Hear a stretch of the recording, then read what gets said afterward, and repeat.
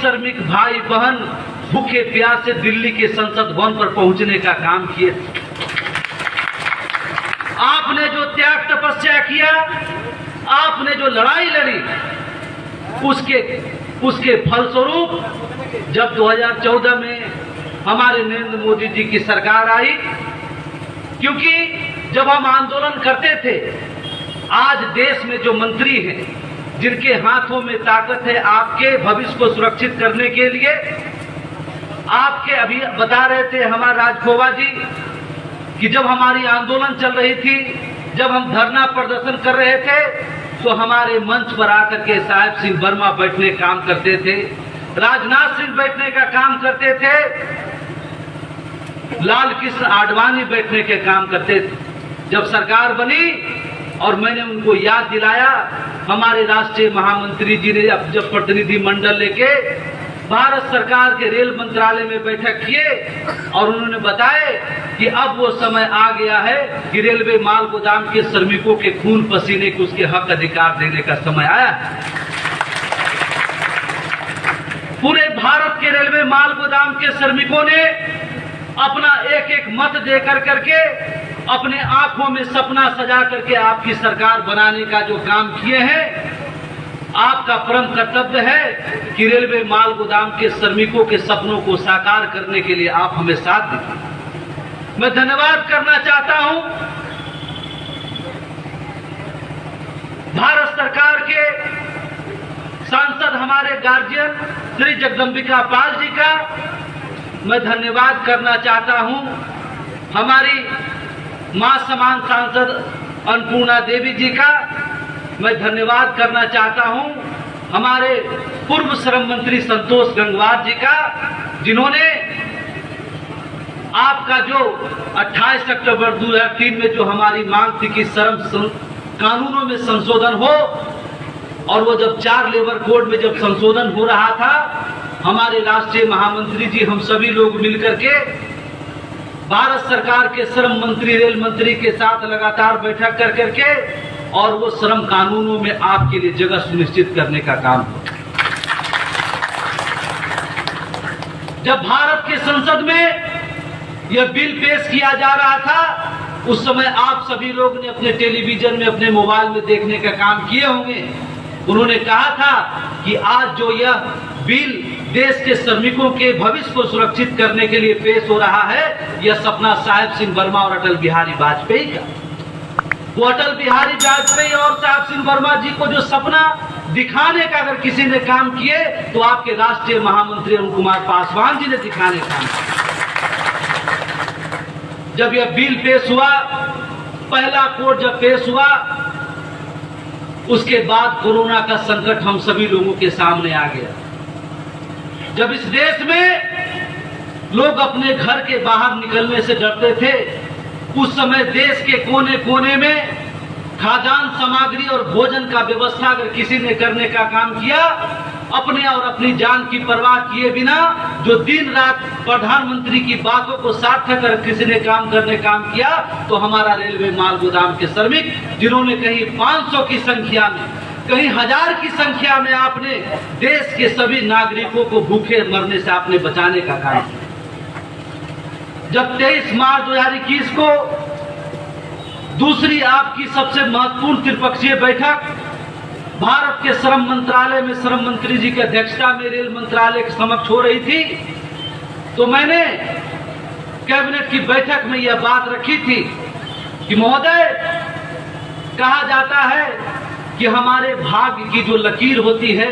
हमारा जो भविष्य छुपा होता है, वो हमारे हाथों की लकीर में होती है। लेकिन हमारा रेलवे माल गोदाम के श्रमिक, जिसने सीमेंट की बोरा, कोयला की खदान, देश के तमाम संसाधनों को पूरे देश में अपने खून पसीना की कमाई करते करते वो अपने रेखाओं तक मिटाने का काम कर दिया है।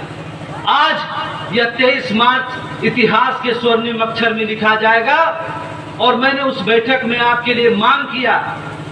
कि हमारा मजदूर वो दुर्घटनाओं से भरा हुआ काम करता है, हमेशा कोयला की खदान, सीमेंट की लोडिंग, खाद की लोडिंग, चावल, गेहूं, चीनी, तमाम चीज की लोडिंग जब वो घायल हो जाता है तो उसे कोई देखने वाला नहीं है। उनको जब वो घायल हो जाए तो उनको मेडिकल की सुविधा जिस तरह से रेलवे कर्मचारी को मिलता उसी तरह मेडिकल की सुविधा मिले और 2.5 लाख रुपए की मुआवजा उनको मिले। दूसरा हमने मांग रखा कि हमारा मजदूर जब काम करने की अवस्था में उसकी मृत्यु हो जाए तो उसको कम से कम 10 लाख रुपया की मुआवजा मिलना चाहिए और उसके परिवार के लोगों को आने वाले समय में जो हमारी संगठन के द्वारा जो रेलवे कर्मचारी का दर्जा मिलेगा उसके परिवार के लोगों को मिलना चाहिए। हमने मांग रखा कि हमारा मजदूर जो दिन रात मेहनत कर करके रेलवे को 70% आमदनी देने का काम करती है, रेल का अगर विकास होता है तो पूरे देश का विकास होता है। ऐसे विकास को अपनी महत्वपूर्ण योगदान देने वाले हमारे श्रमिक, उनके बच्चों की शिक्षा की व्यवस्था हो।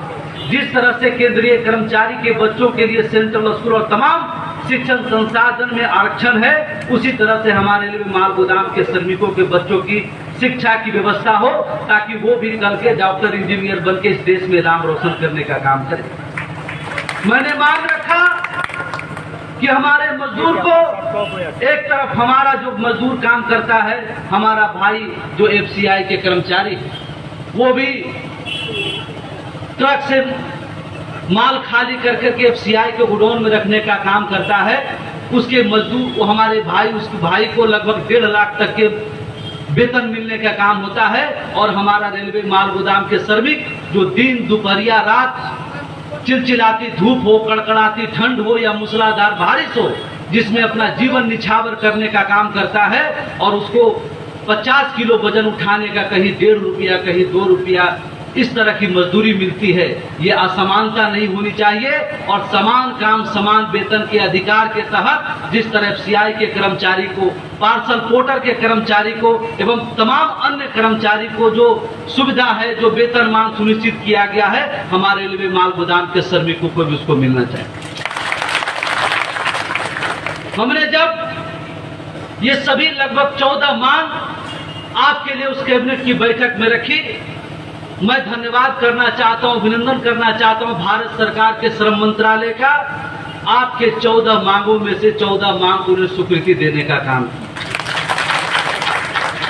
भारत सरकार ने तय किया कि पूरे देश में कितने रेलवे माल गोदाम के कर्मचारी हैं,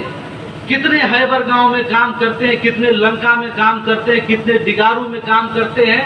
कितने गुवाहाटी बीजे में काम करते हैं, यानी पूरे भारत में अलग अलग माल गोदामों में कितने मजदूर काम करते हैं। पहली बार भारत के इतिहास में आपके संगठन और आपके राष्ट्रीय महामंत्री की देन के कारण, लगातार परिश्रम के कारण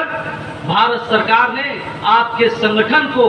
ये ऑथराइज देने का काम किया कि पूरे भारत के माल गोदाम में कैंप लगा करके आप मजदूरों को डाटाबेस कंप्लीट करने का काम करें, ताकि जो मांग आपने कैबिनेट की बैठक में रखी है, जो प्रस्ताव पारित हुआ है, जब रजिस्ट्रेशन कंप्लीट हो उसका डाटा आप सरकार के पास जमा करें, वो सारी मांगे मैं रेलवे माल गोदाम के मजदूरों तक पहुंचाने का काम करूंगा। मैं धन्यवाद करना चाहता हूं आप सभी लोगों का, हमारे पंचानन डेका का कर ही हम सरकार के समक्ष उसका डाटा प्रस्तुत करने का काम करेंगे। अभिनंदन कीजिए अपने राष्ट्रीय महामंत्री जी का,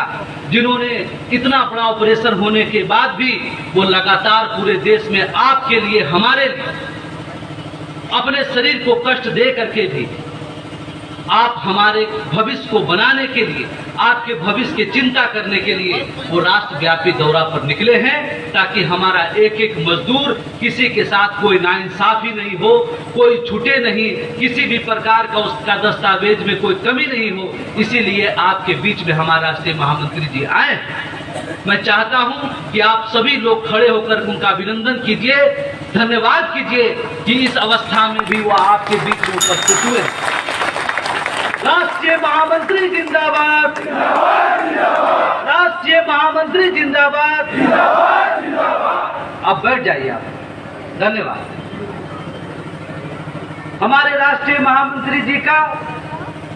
दौरा असम में आज शुभारंभ हुआ है और मैं उम्मीद करता हूं कि हमारे जो यहाँ पर जोनल कमेटी फाइनल होने वाला है,